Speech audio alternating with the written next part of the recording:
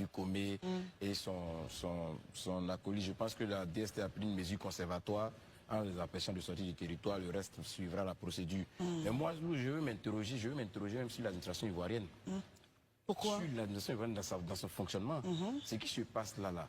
Mais c'est l'exposition même du dysfonctionnement criard de notre administration. C'est l'exposition du niveau de corruption de notre administration. C'est l'exposition même de la propension à l'enrichissement illicite de notre administration ou de tout ce travail dans l'administration. C'est ce qui est exposé ici. Et ça, vraiment, je pense que tous les Ivoiriens, autant que nous sommes, on doit avoir honte.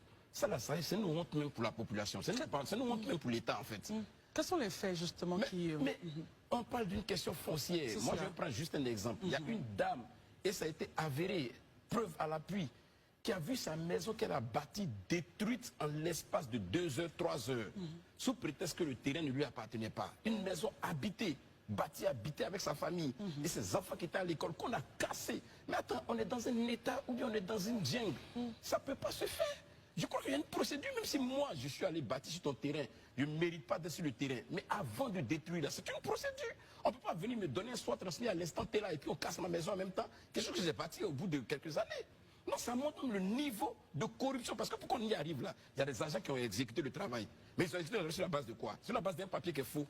Donc sur la base même d'une corruption en plus. Donc ça, c'est une honte pour la République. Moi, je dis honnêtement. Et ça, je crois que le pouvoir public... Le document qui a servi justement à casser dans l'exemple que vous avez donné, est-ce qu'on a retrouvé justement ces signataires? Est-ce qu'ils savaient que le document était faux? Qui ont été brandis. Là même, il y a un juge dont on a même évoqué le nom qui aurait signé un papier. Mais le juge a remis en cause ce papier. À aucun moment de sa vie, il n'a signé ce papier. Il a signé ce document. Il n'a à aucun moment de sa vie, il n'a signé un tel document.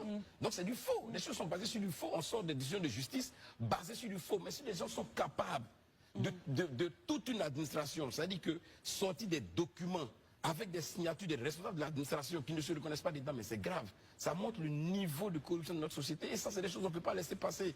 Je me dis que ça, c'est une occasion qui est donnée. Ça, même, c'est même pas une affaire de on va laisser ça traîner à la justice. Cette histoire-là, on doit aller jusqu'au bout.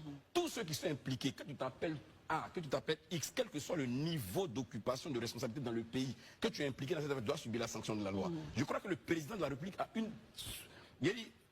une ultime occasion, non je le dis, une ultime occasion de ramener ce pays-là sur les rails à travers cette affaire-là. Ça va nous prendre le temps que ça va nous prendre, mais il faut que tous ceux qui sont impliqués, depuis là-haut jusqu'en bas, payent pour ce qu'ils ont fait dans ça. Parce qu'on ne peut pas continuer comme ça. Et surtout démanteler donc les lignes de faux qui produisent